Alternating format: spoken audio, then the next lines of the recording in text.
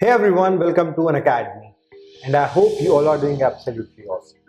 मैं हूं आपका दोस्त, आपका एजुकेटर अमन शर्मा और आज मेरे साथ है Shivam Dwivedi, all India rank 35 इन यूपीएससी ईपीएफओ एग्जामिनेशन 2020। आज हम शिवम से बहुत सारी चीजें सीखने वाले हैं। ईपीएफओ एग्जामिनेशन की स्ट्रैटेजी से लेकर जो उनकी अचीवमेंट है वो आप लोगों की कैसे मदद कर सकती है, उन सब चीजों के बारे में। Congratulations Shivam for achieving this feet. Thank you बहुत बहुत शुभकामनाएं, आपने इतनी अच्छी पोजीशन हासिल करी है। तो सबसे पहले अपने बारे में कुछ बताओ, क्या कर रहे हो, एजुकेशन बैकग्राउंड कैसा रहा? मेरा नाम शिवम द्विवेदी है, आपने बताया ही। ऑल इंडिया रैंक 35 मिला मुझे यूपीएससी ईपीएफओ 2020 एग्जाम में। मैंने अपना graduation SGDB Khalsa college Delhi university से इलेक्ट्रॉनिक्स में किया हुआ है और उसके बाद मैंने दिल्ली यूनिवर्सिटी से एलएलबी किया हुआ है। और ये एग्ज़ाम्स जब मैं लास्ट सेमेस्टर था एलएलबी के, तभी इसकी नोटिफिकेशन आई थी, तो मैं एलिजिबल था। और इसकी एक क्राइटेरिया जो डिज़ायरेबल क्वालिफिकेशन मांगते हैं उसमें एलएलबी को वो उन्होंने दे रखा है। तो उसके बाद हमने उसको फिलअप किया और इसके एग्ज़ाम्स कोविड आ गए थे तो उस टाइम हो नहीं पाए थे। इसके एग्ज़ाम्स एक साल बाद 5 सितंबर 2021 में हुए और उसका इंटरव्यू फिर एक साल उसके बाद 2022 में हुआ और लास्ट ईयर 12 अगस्त को ये इसका रिजल्ट आया था। तो उसमें मुझे इसकी अगर स्ट्रेटजी की बात, अगर जैसे आपने बताया कि इसका अनुभव कैसा रहा, तो मुझे जो लगता है कि most of the student civil services aspirants होते हैं जो इसकी तैयारी कर रहे होते हैं और उनके पास एक बहुत अच्छी अपॉर्चुनिटी होती है कि कैसे हम यूपीएससी के थ्रू एक डिसेंट सी जॉब ले सकें। और बाकी तो आप जो पूछेंगे उसमें बताएंगे। शिव, जब आपने सोचा, मतलब जब नोटिफिकेशन आया उस समय पे कितना टाइम था आपके पास एग्जाम को प्रिपेयर करने के लिए? एग्जैक्टली जब उन्होंने फॉर्म दिया, तो जैसे आज भी जो यूपीएससी ने नोटिफिकेशन निकाला है उसमें उन्होंने टेंटेटिव डेट नहीं बताई है कि कब होगा, लेकिन जब हमारे टाइम में भी था यही था कि, लेकिन एक डेट थोड़ी दिन बाद आ गई थी कि 4 अक्टूबर को होगा, बट ड्यू टू कोविड के रीजन की वजह से नहीं हो पाया।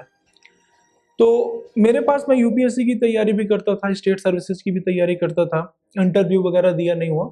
बट उसमें क्या हुआ कि हमारे पास जब यूपीएससी सीएससी की तैयारी करते समय एक बेसिक अंडरस्टैंडिंग होगी कि क्या इस एग्ज़ाम्स की डिमांड क्या है, कैसे क्वेश्चंस आते हैं, इसको सिलेबस को देखा। और बेसिकली जो मैंने कुछ एलएलबी में भी पढ़े थे उससे भी ओवरलैपिंग थी, तो मुझे समझ में आया कि अगर 4 से 5 महीना अगर किसी को मिल जाते हैं तो ये परफेक्ट होगा, उसके लिए वो अच्छे से तैयारी कर सकता है। बहुत सारे एस्पिरेंट्स का ज़्यादातर जब ये एग्ज़ाम के बारे में सुनते हैं कि भाई ईपीएफओ का एग्ज़ाम होने वाला है, यूपीएससी कंडक्ट करना है, उसमें असिस्टेंट प्रोविडेंट फंड कमिश्नर की जॉब है, एओ या ईओ की जॉब है, दे डोंट इवन अंडरस्टैंड कि असलियत में ये है क्या, इसमें उनके पास काम क्या होगा, पोस्ट में हमें क्या क्या करना होगा, या असलियत में स्ट्रक्चर क्या है ईपीएफओ का। तो सबसे पहले तो आप एक चीज बताओ सब लोगों को कि what is this UPSC EPFO examination, है क्या और how this is different from civil services. Okay, basically जो ईपीएफओ है एक ऑर्गेनाइजेशन है ministry of labour and employment में। जितने भी ऑर्गेनाइज्ड अनऑर्गेनाइज्ड सेक्टर में जितने भी वर्कर काम करते हैं उनको रेगुलेट करने के लिए गवर्नमेंट ने बहुत सारी स्कीम्स चलाई फ्रॉम द इंडिपेंडेंस। उसको अच्छे से रेगुलेट हो, उनके साथ जस्टिस हो सके, और जो भी गवर्नमेंट ईपीएफओ की अपनी खुद की स्कीम है उसको मॉनिटर करने के लिए बहुत सारे, क्योंकि ऑलमोस्ट 50 करोड़ सब्सक्राइबर्स जुड़े हुए होते हैं, तो उनको अच्छे से मैनेज करने के लिए बहुत सारे ह्यूज ऑफिसर्स की ज़रूरत होती है। तो उन्हीं को वो सर्विस देने के लिए यूपीएससी टाइम टू टाइम ये वैकेंसीज खुद निकालती है। और उसमें पहले जैसे एपीएफसी की असिस्टेंट प्रोविडेंट फंड कमिश्नर है और इन्फोर्समेंट ऑफिसर और अकाउंट ऑफिसर्स की वैकेंसीज आती हैं। इन्फोर्समेंट ऑफिसर का और एपीएफसी का मेनली काम यही है कि जितने भी आपकी इंडस्ट्रीज़ हैं, कंपनीज़ हैं, उसमें जितने भी वर्कर काम करते हैं उनके प्रॉपर पीएफ कट रहे हैं कि नहीं कट रहे हैं, उनको पेंशन की फैसिलिटीज़ मिल रही कि नहीं मिल रही है, कहीं कोई ऐसी कंपनी या इंडस्ट्री तो नहीं है जो वर्कर के साथ अन्याय कर रही है, जो गवर्नमेंट की स्कीम्स हैं, जो लेबर लॉज हैं, उनको कम्प्लीटली फॉलो कर रही है नहीं कर रही है। तो मेनली ये काम होता है, और हम इनको टाइम टू टाइम पे कभी ज़रूरत पड़ती है तो कंपनी पे जाके उनसे समझते भी हैं, या वर्कर जो आते हैं उनकी समस्याओं को भी दूर करते हैं।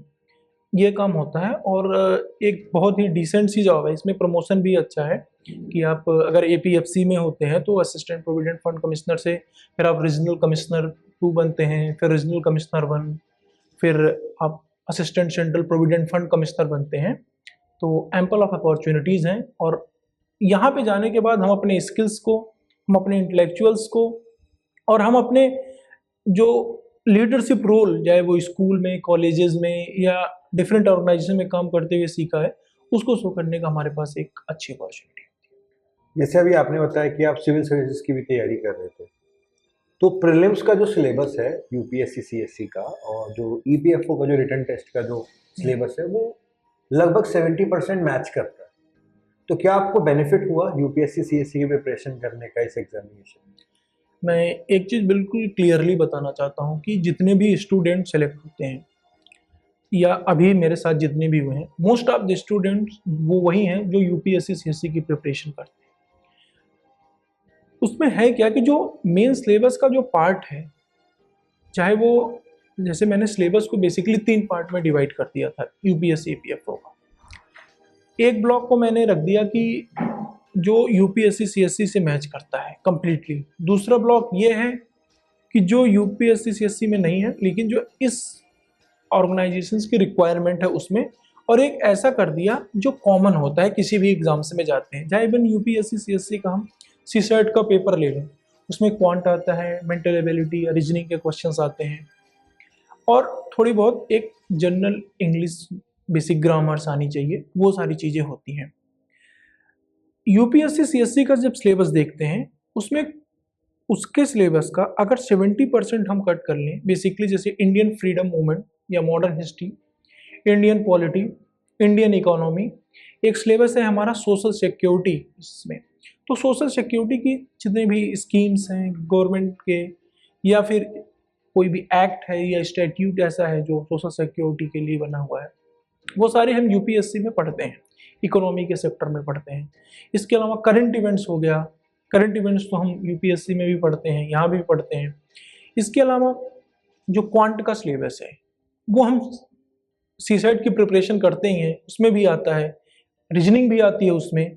इसमें थोड़ा सा सिलेबस में एक जो ट्रिक यही है कि इसमें अकाउंटेंसी, इंडस्ट्रियल रिलेशन और लेबर लॉस, और इंग्लिश जो उसमें नहीं आता। बस ये 3 ऐसे जो टॉपिक मेन हैं जिनके बारे में हमको अलग से पढ़ना पड़ता है।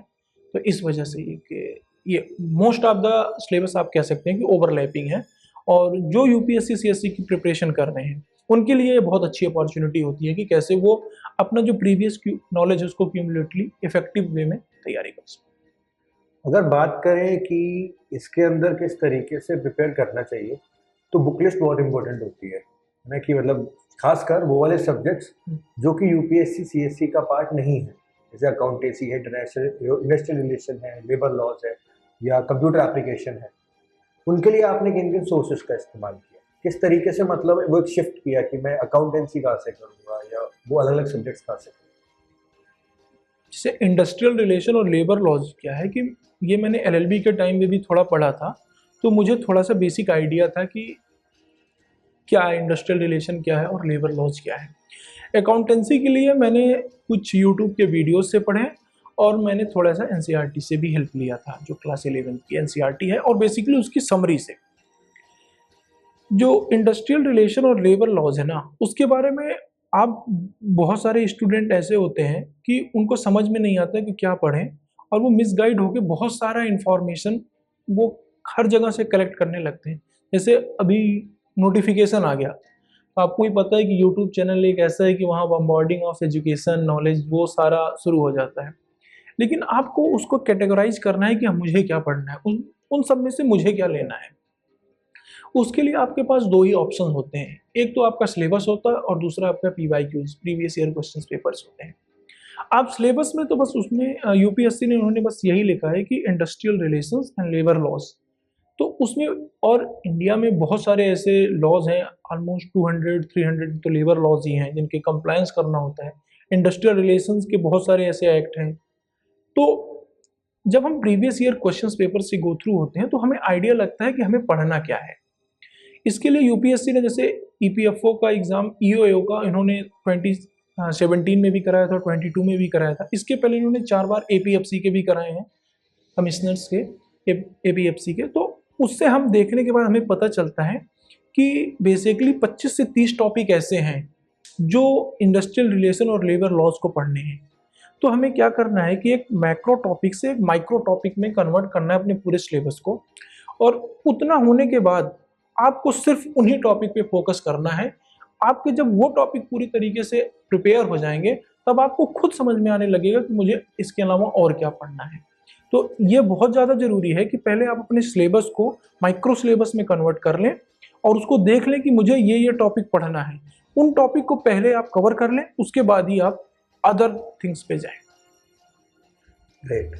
आपने इसके लिए कोई टेस्ट सीरीज वगैरह जैसे होती है मार्केट में, उसको भी यूज़ किया था? मार्केट में जब मैं एग्ज़ाम दिया था तो मैं क्लियरली बता दूं कि उस समय मुझे कोई बहुत अच्छी कोई टेस्ट सीरीज लगी नहीं थी।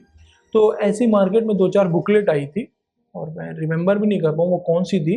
वैसे ही लेके उसको मैंने लगा लिया था जस्ट कि एक प्रैक्टिस करने के लिए, उस एग्जामिनेशन मोड में आ जाऊँ। ऐसे मैंने बस 4-5 क्वेश्चन पेपर्स या मार्क टेस्ट दे दिए थे बस।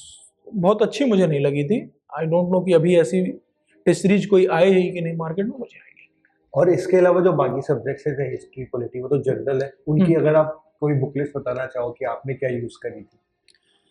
जनरली जैसे मैंने जो इंडियन फ्रीडम मूवमेंट है वो मॉडर्न हिस्ट्री से होता है। तो चूँकि मैंने यूपीएससी सीएससी की प्रिपरेशन कर रहा था तो साथ साथ वो स्पेक्ट्रम की बुक थी, उसको मैंने अच्छे से पढ़ा था। लेकिन जो लोग अभी जिन्होंने अभी तैयारी करना शुरू किया है तो उनको मैं एक सजेशन दूंगा कि आप मृणाल सर के जो यूट्यूब चैनल है उसमें प्रतीक नायर सर के मॉडर्न हिस्ट्री के लेक्चर्स पढ़े हुए हैं। वो उन्होंने बहुत अच्छे से समराइज करके पढ़ाया है।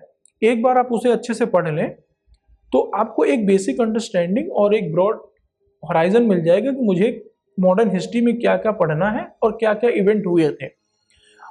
तो उसके लिए उसके बाद फिर जो स्पेक्ट्रम बुक है उसकी लास्ट में समरी दिया हुआ है।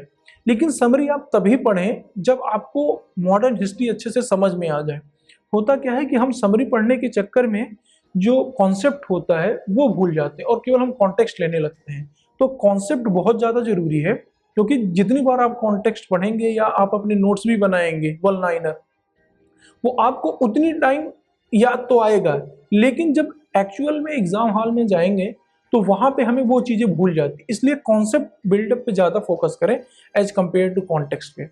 इंडियन पॉलिटी एंड इकोनॉमी जो सिलेबस है, पॉलिटी के लिए लक्ष्मीकांत बुक है जो उसमें, लेकिन लक्ष्मीकांत बुक जो है सर की वो बहुत ही ज़्यादा मोटी है। तो उसमें हमें कैटेगोरिकली ये दिखना है कि हमें क्या पढ़ना है, स्पेशली जो फंडामेंटल राइट्स हैं और डीपीएसपी हैं, फंडामेंटल ड्यूटीज़ हैं, और जो भी सोशल सिक्योरिटी के जो भी प्रोविजंस हमारे कॉन्स्टिट्यूशन में दिए गए हैं वो बहुत ही इंपॉर्टेंट है और उन पे हमारा मेजर फोकस होना चाहिए। इसके अलावा जो सोशल सिक्योरिटी ऑर्गेनाइजेशंस की जो भी हमारे पास इंस्टीट्यूशंस हैं उनके वर्किंग कैसी है, कौन कौन सी स्कीम्स चलाई गई हैं, क्या क्या प्रोविजंस हैं, कौन कौन से स्टैट्यूट्स आए हैं, एक्ट्स आए हैं पार्लियामेंट में, ये सारी चीज़ें जो होती हैं ये इंडियन पॉलिटी से आप कवर कर सकते हैं। इंडियन इकोनॉमी के लिए मैंने मृणाल सर का लेक्चर्स पहले ही पढ़ा था तो मुझे बहुत ज़्यादा प्रॉब्लम हुई नहीं। और मृणाल सर के लेक्चर्स में वो बहुत अच्छे से वो पहले इंडेक्सेस दे देते हैं, क्योंकि मृणाल सर का लेक्चर्स इस समय मुझे लगता है कि 1300-1400 पेज का हो गया है, तो इतना हम पढ़ भी नहीं सकते हैं। तो उसमें हमें ये देखना है कि उन्होंने बहुत अच्छे से पिलर वाइज डिवाइड कर दिया है। तो आप उसमें से पिलर 1D जो है वो बेसिकली उनका पूरा डेडिकेटेड ही रहता है कि सोशल सिक्योरिटी पे, आप वहाँ से पढ़ लें। मैंने उसको मल्टीपल टाइम रिवाइज किया था। इसके अलावा जो उनका 6 पिलर होता है HRD का, ह्यूमन रिसोर्स डेवलपमेंट, तो उसको भी मैंने कई बार रिविजन किया था। अगर आप पूरा ना पढ़ पाए तो केवल उन टॉपिक्स को पढ़ लें जो मुरलान सर ने इंडेक्सेस में दे रखा है। उसको पढ़ने से क्या होगा कि एक अंडरस्टैंडिंग भी डेवलप हो जाएगी। लेकिन किसी चीज को आप मगअप करने की कोशिश ना करें अनलेस आपको वो समझ में आ जाए। इसके अलावा एक टॉपिक है उसमें करंट अफेयर्स का, वो मेजर रोल प्ले करता है। चूंकि यूपीएससी सीएससी का जो एग्जाम है वो थोड़े से जो उसके क्वेश्चंस आते हैं एनालिटिकल इशू बेस आते हैं, लेकिन जो इसके जो क्वेश्चंस आते हैं वो थोड़े से फैक्ट बेस्ड होते हैं। करंट इवेंट्स जो भी हुई रहती हैं, कोई इंपॉर्टेंट डेज है, कोई थीम्स है, स्पोर्ट्स से आते हैं और पर्सनालिटीज से आते हैं। तो इन सब के लिए आप न्यूज़पेपर्स पढ़ रहे हैं तो वो वेल एंड गुड है, लेकिन इसके अलावा आप बाद में एग्जाम्स के पहले भी कंपाइलेशन आएगा किसी भी कोचिंग इंस्टीट्यूट का, तो उसको आप अच्छे से कवर कर सकते हैं। लेकिन आप पहले एक बार प्रीवियस ईयर क्वेश्चन पेपर से गो थ्रू जरूर हो जाए, क्योंकि जब तक आप उससे गो थ्रू नहीं होंगे तो आपको आइडिया नहीं लगेगा मुझे किस टाइप के क्वेश्चंस को याद करना है और किस टाइप को नहीं करना है। तो वो बहुत ज़्यादा ज़रूरी है। इसके अलावा जो जनरल साइंस है, साइंस से बेसिकली वो बहुत ही बेसिक क्वेश्चंस पूछते हैं, तो उसके लिए आप एनसीईआरटीज़ की क्लास 9th या क्लास 10th की बुक्स अच्छे से कवर कर लें। और एक टॉपिक है कंप्यूटर एप्लीकेशंस, तो आप कंप्यूटर की थोड़ी सी नॉलेज रखें और कंप्यूटर एप्लीकेशन पे फोकस करें कि जो भी हमारे सॉफ्टवेयर सिस्टम है, एप्लीकेशन सिस्टम है या रैम रोम, इन सब पे और उनका एप्लीकेशन बेस्ड, तो वो ज़्यादा इफेक्टिव होगा। और ये तो मेजर जो सिलेबस आपने बताया। इंग्लिश लैंग्वेज का बहुत ज़्यादा रिलेवेंस होती है इस एग्जामिनेशन में, so how did you practice for that English language? ये आपने बहुत अच्छा क्वेश्चन किया, क्योंकि 20 क्वेश्चंस ये हमने देखा है ये पिछले एग्जाम्स में जो इन्होंने कंडक्ट कराए हैं। 20 क्वेश्चंस जो होते हैं वो इंग्लिश सेक्शन से आते हैं। इंग्लिश सेक्शंस में आपको जिस टाइप के क्वेश्चंस आते हैं आपको एक ओवरव्यू होना बहुत ज़्यादा ज़रूरी है। मैं the Hindu newspaper regularly follow करता था और इसके अलावा एक रेन एंड मार्टिन की बुक आती है ग्रामर सेक्शन की, उसको मैंने थोड़ा सा पढ़ा। इन सब पढ़ने के बाद ये तो मैंने बेसिक किया, लेकिन जो मेजर मेरा फोकस वो था कि जो लास्ट 2 and 3 ईयर्स के यूपीएससी ने जो सीडीएस एग्जाम्स कराए हुए हैं या कोई और अदर एग्जाम्स कराए जिसमें इन्होंने इंग्लिश के क्वेश्चंस पूछे हैं, मैं उसको 2-3 बार कर लिया था। तो इससे क्या हुआ कि यूपीएससी के इंग्लिश क्वेश्चंस के पूछने का पैटर्न मुझे पता चल गया। कुछ चीज़ें उसमें होती है जैसे सिनोनिम्स या एंटोनिम्स पूछते हैं, आप उन चीज़ों को रटने जाएंगे तो उसका कोई अंत नहीं है, तो वो बहुत ज़्यादा है। आप जो उसके एरर पार्ट के क्वेश्चंस आते हैं या कुछ एक आध 2 बार कॉम्प्रिहेंसिव आ गया तो, या इडियम फ्रेजेज आते हैं और वही इडियम फ्रेजेज ये बार बार पूछते हैं। यूपीएससी का ये पुराना पैटर्न है, 4-5 साल को आप पेपर अच्छे से कर लें तो उसको आप इंग्लिश को कर लें और इंग्लिश को इग्नोर ना करें और इंग्लिश को अपने ऊपर प्रेशर भी ना लेने दें उसको। अगर आप द हिंदू न्यूज़पेपर पढ़ते हैं तो कई बार क्या होता है कि हम सेंटेंस पढ़ते ही मुझे समझ में आ जाता है कि कहाँ गलती है, तो वो सारी चीज़ें वहीं से आएंगी और इसमें टाइम लगेगा अगर आप रेगुलरली नहीं फॉलो कर रहे हैं। कोई भी newspaper English, times of India पढ़ लें, अगर द हिंदू या इंडियन एक्सप्रेस टफ लग रहा है तो कोई भी पढ़ सकते हैं। बहुत सारे जो क्वांट और रीजनिंग में भी काफ़ी प्रॉब्लम होती है, तो उनको आपने कहीं से कवर किया?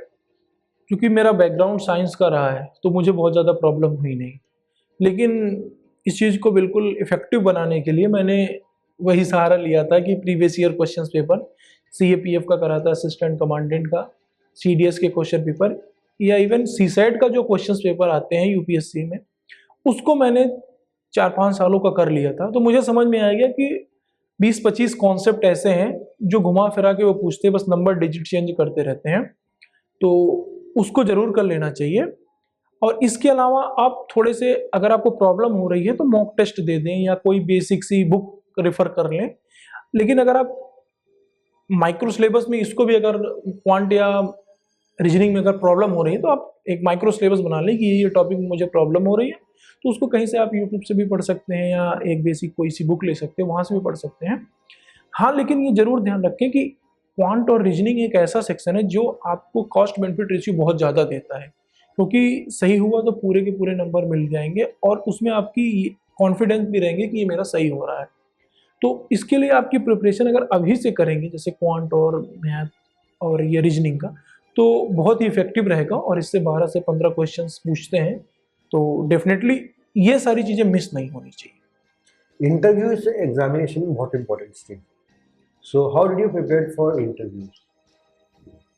इंटरव्यू के प्रिपरेशन में इसका जो यूपीएससी के एग्जाम्स में 2017 में जो हुआ था, उसमें इन्होंने इंटरव्यू का वेटेज 50 था, 50% और 50% वेटेज रिटन एग्जाम का था। लेकिन जो लास्ट टाइम एग्जाम्स हुए थे उसमें इन्होंने इनका वेटेज 25% कर दिया, और इस बार भी जो आज भी नोटिफिकेशन आई है सेम ही है। लेकिन इसमें एक ये है कि इस इंटरव्यू एग्जाम्स में आपको एक मिनिमम नंबर्स अटेन करने ही करने हैं।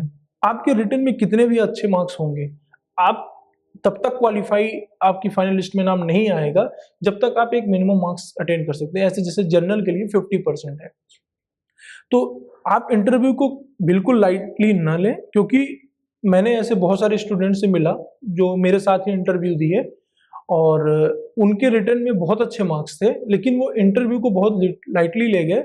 इस वजह से वो इंटरव्यू की जो मिनिमम कट ऑफ थी उसको नहीं क्वालिफाई कर पाया और उनका सिलेक्शन भी नहीं हुआ।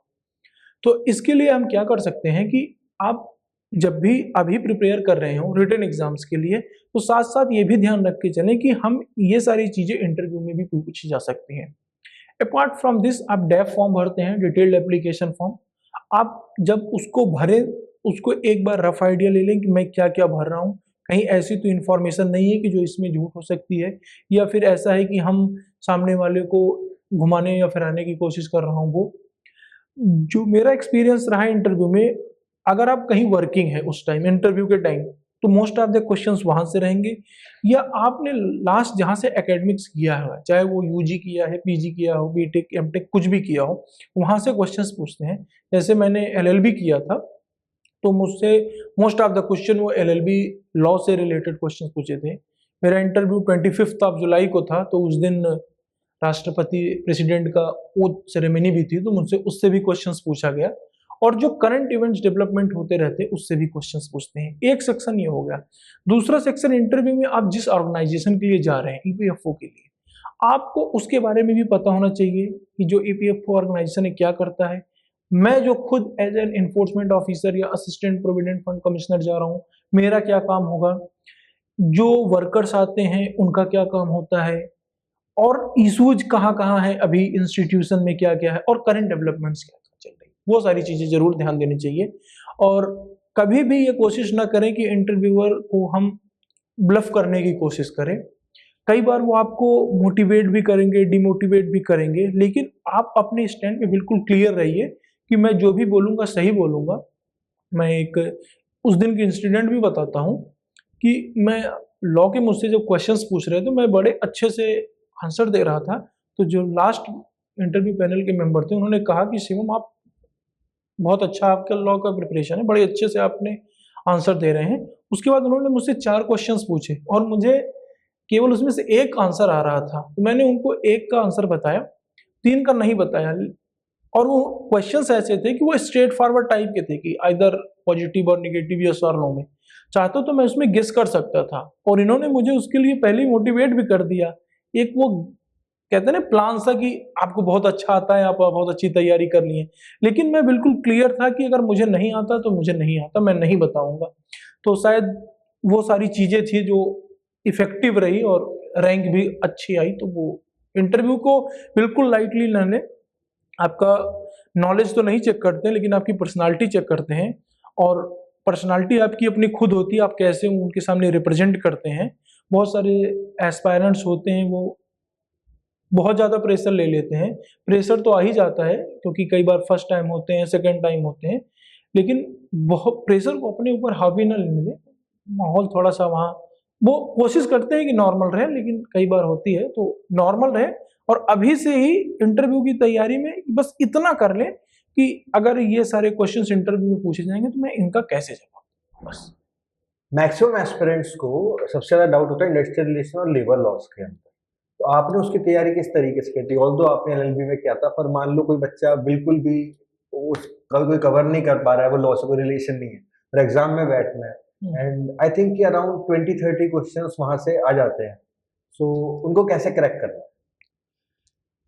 बेसिकली इंडस्ट्रियल रिलेशन और लेबर लॉज में, एक जो इंडस्ट्रियल रिलेशन का सेक्शन है और लेबर लॉज का जो सेक्शन है, अभी गवर्नमेंट ऑफ इंडिया ने 29 लॉज को कन्वर्ट करके 4 लेबर कोडेड में कन्वर्ट कर दिया है। लेकिन उस टाइम पे भी वो जो भी चारों कोड थे उसको उन्होंने, प्रेसिडेंट की असेंट तो मिल गई थी लेकिन वो अभी तक इम्प्लीमेंटेशन में नहीं आए थे। बहुत सारे एस्पायरेंट्स ने क्या किया था, उसको बहुत अच्छे से प्रिपेयर किया था और अनफॉर्चुनेटली उसमें से एक भी क्वेश्चंस नहीं आए थे। सारे क्वेश्चंस जो आए थे वो प्रीवियस लॉज से ही आए थे। तो मैंने उसकी तैयारी बेसिकली, मैं जो भी पढ़ता था तो अपने बाइफरकेट कर दिया था कि नए लेबर कोड और पुराने जो भी प्रोविजंस में पुराने लेबर लॉज का पढ़ता था, नए लेबर कोड में क्या उसमें चेंजेस लाया गया है मैं उसको उस साइड लिखता था और प्रीवियस वाले को इस साइड लिखता था। इसके अलावा कोई नया ऑर्गेनाइजेशन या कोई नया इंस्टीट्यूट इस नए लेबर कोड से बन रहा है तो वो मैं उसको जरूर हाईलाइट करके रखता था कि कई बार ये यूपीएससी का ट्रेंड देखे गए हैं कि ये इंस्टीट्यूट इस कोड में है कि नहीं है, वो पूछते हैं। और जितने भी कोड हैं आप उसको ministry of labour and employment की वेबसाइट पे चले जाएं, उसको आप देख सकते हैं कि जो लेबर से है, वेलफेयर के लिए कौन कौन से कोड हैं, occupational safety health and working conditions के लिए क्या क्या है, वेजेज के लिए क्या क्या है, मिनिमम वेजेज का कॉन्सेप्ट क्या है, मिनिमम वेजेज का कॉन्सेप्ट सिंस इंडिपेंडेंस कोई कमीशन बैठाया गया तो क्या है, कैसे डिसाइड कैसे होता है, कितना मिनिमम वेजेज अभी एज पर द रूल्स हैं, ये सारी चीजें। और इंडस्ट्रियल रिलेशन में आप ये देखें कि एम्प्लॉयर और एम्प्लॉय का रिलेशनशिप के में क्या क्या इश्यूज हैं, कहाँ कहाँ मेजर इश्यूज आते हैं जिसकी वजह से जो इशू आते हैं वो फिर उनका सोल्यूशन क्या है। ट्रिब्यूनल में जाते हैं, किस टाइप के ट्रिब्यूनल हैं, ट्रिब्यूनल कितने टाइप के होते हैं, कब कब अपील की जा सकती है, कितने दिनों में की जा सकती है। लेकिन एक चीज आप इसमें जरूर ध्यान दें कि जो मेजर लॉज हैं उसके आप माइनर प्रोविजंस पढ़ें, लेकिन जो माइनर लॉज है ना उसके मेजर प्रोविजंस पढ़ें। और यही काम आप सोशल सिक्योरिटी की स्कीम्स में भी करें। जितने भी मेजर स्कीम्स हैं जैसे अटल पेंशन योजना हो गई, ये आयुष्मान भारत स्कीम है, या इसके अलावा जीवन बीमा योजना हो गई, या फिर जो अदर गवर्नमेंट की स्कीम्स है स्पेशली मिनिस्ट्री ऑफ लेबर की और मिनिस्ट्री ऑफ सोशल जस्टिस की, इन दोनों स्कीम्स के जो मेजर मेजर प्रोविजंस है जैसे मनरेगा स्कीम हो गई उसके आप माइनर प्रोविजंस पढ़ें, लेकिन जो माइनर स्कीम्स है उसके आप मेजर प्रोविजंस पे ध्यान दें। और यही काम आप लॉज में भी करें, जो जो माइनर लॉज है ना उसके आप थोड़े थोड़े मेजर मेजर प्रोविजंस देख लें। अब आप बिल्कुल माइन्यूट डिटेल्स में जाएंगे तो इतनी ज्यादा नोट्स या आप कहें कंटेंट हो जाएगा ना, फिर वो आपको याद नहीं होगा। और इंडस्ट्रियल रिलेशंस को पढ़ने से पहले ना अभी बहुत सारी ऐसे, जैसे मैं सर का भी लेक्चर्स देख रहा था अभी, तो उन्होंने भी अच्छे से बनाया हुआ, आप एक बार गो थ्रू होकर देखें कि वो क्या चीजें पढ़ाया गया है। बेसिक अगर आपको उसके पीछे का बेसिक बैकग्राउंड नहीं पता होगा कि इंडस्ट्रियल रिलेशन का कॉन्सेप्ट कब आया, पहले इंडस्ट्री हुआ ही नहीं करती थी, फिर कॉटेज इंडस्ट्री हुआ करी, फिर उसके बाद जो हमारे रेलवे आया और मैन्युफैक्चरिंग सेक्टर में क्या क्या इंडस्ट्रीज का डेवलपमेंट कैसे हुआ, तो आपको समझने में थोड़ी आसानी होगी। अदरवाइज क्या होगा कि आप वो रटने लगेंगे। आप रटिए लेकिन समझ के रटिए, रटना भी जरूरी है क्योंकि बहुत सारे ऐसे क्वेश्चंस आते हैं कि जो बिना रटे नहीं हो सकते, तो वो करिए लेकिन पहले आप समझ लीजिए। और जब आप अच्छे से समझ लेंगे ना तब आपको पता चल जाएगा कि हमें रटना क्या है या हमें समझना क्या है, तो हमें ये करना है। तो ये बेस्ट रहेगा कि आप सिलेबस को माइक्रो सिलेबस में कन्वर्ट कर लें, देख लें कि उसमें क्या क्या इंपॉर्टेंट है, उसको आप बिल्कुल अपने सामने चिपका लें कि मुझे ये पढ़ना है और उन्हीं सिलेबस पे उस पे स्टिक रहें। अगर आप उसके बाहर जाएंगे, यूपीएससी में कहते हैं कि मिनिमम इज मैक्सिमम, तो आप मिनिमम सिलेबस को कन्वर्ट कर लें। और लेकिन अगर आप इंफॉर्मेशन लेने की कोशिश किए कि ये भी पढ़ लूँ, यहाँ से भी पढ़ लूँ, यहाँ से भी पढ़ लूँ, एक सोर्स को फॉलो कीजिए, मल्टीपल टाइम्स वही पढ़िए, वो बेस्ट रहेगा। एक चीज जो यहाँ पे निकल के आई कि जो बेयर एक्ट्स है ना, उनको खुद से पढ़ना बहुत इंपॉर्टेंट है। एक बार वी डोंट नो ना कि किस प्रोविजन से क्या सवाल आ जाएगा, है ना। तो जैसे मान लो 4 लेबर कोड्स अब तो आ गए हैं, जो प्रीवियस वाले आपके हिसाब से अपकमिंग एग्जाम के लिए वो भी इक्वली इंपॉर्टेंट है। एग्जैक्टली। तो बच्चे को करंट भी पढ़ने चाहिए और जो पुराने हो चुके हैं उनको भी कवर अप करना चाहिए। इस एग्जामिनेशन में रैंक कितनी इंपॉर्टेंस रखती है और कैडर अलॉटमेंट किस तरीके से होता है?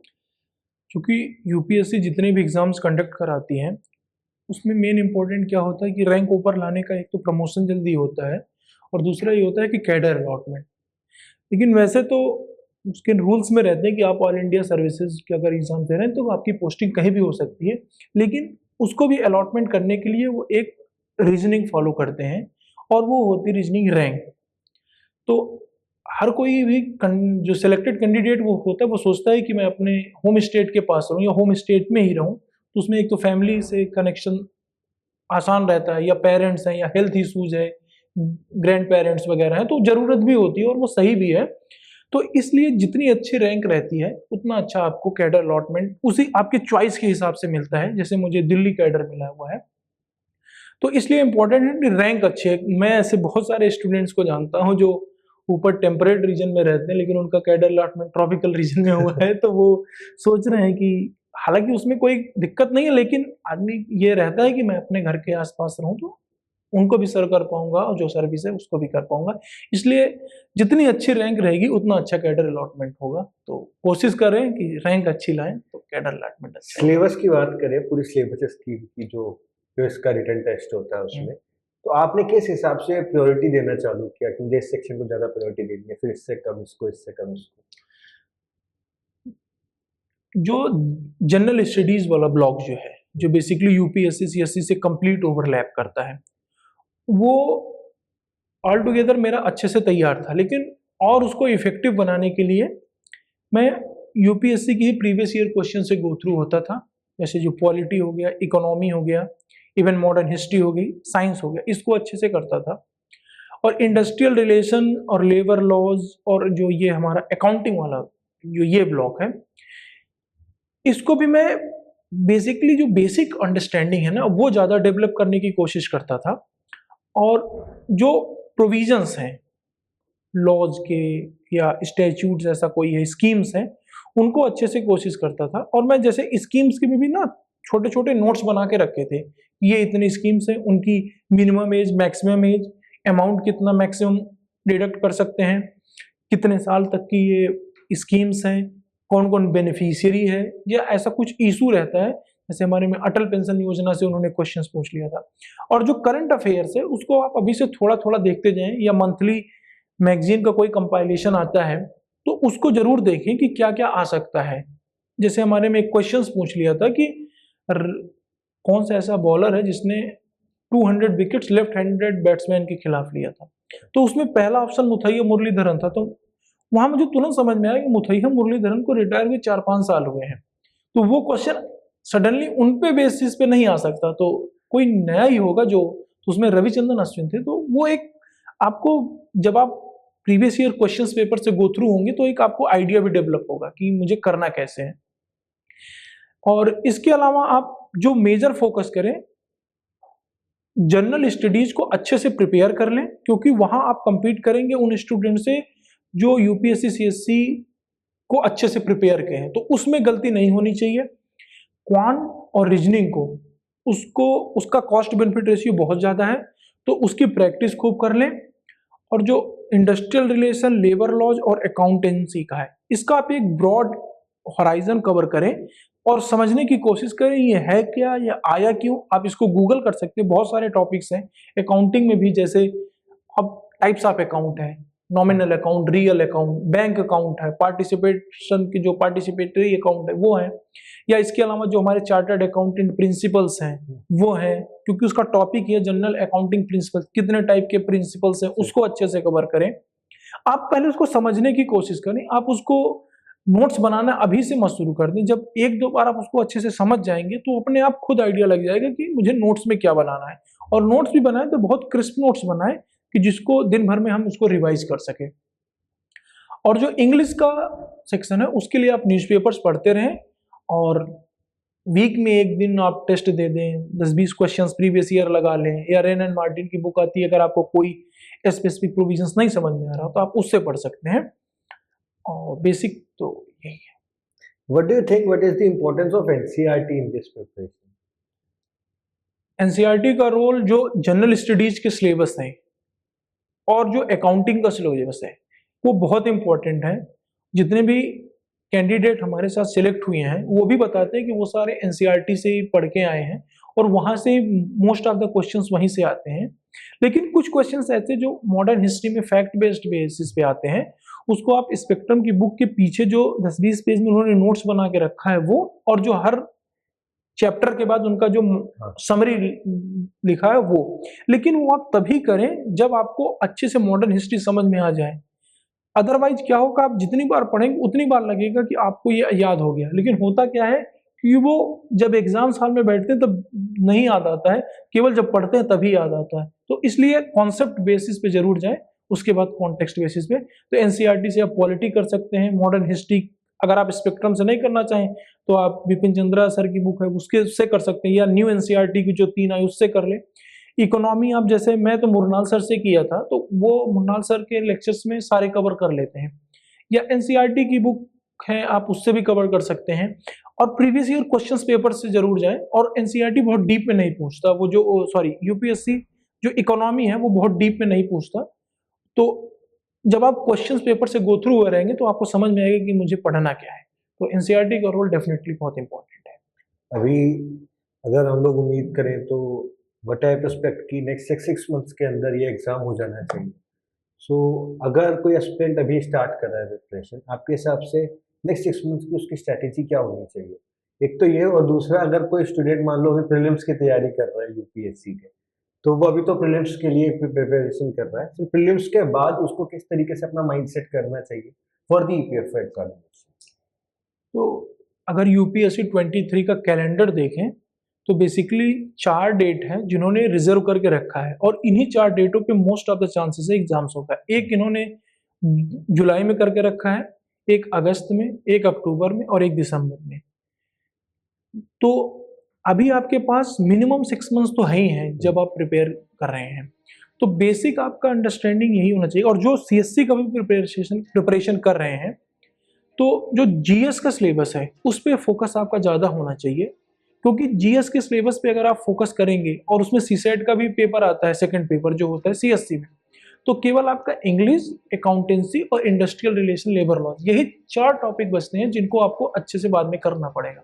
तो अगर आप सीएससी की प्रिपरेशन कर रहे हैं तो वही टॉपिक पढ़ें सिलेबस का जो ओवरलैपिंग है।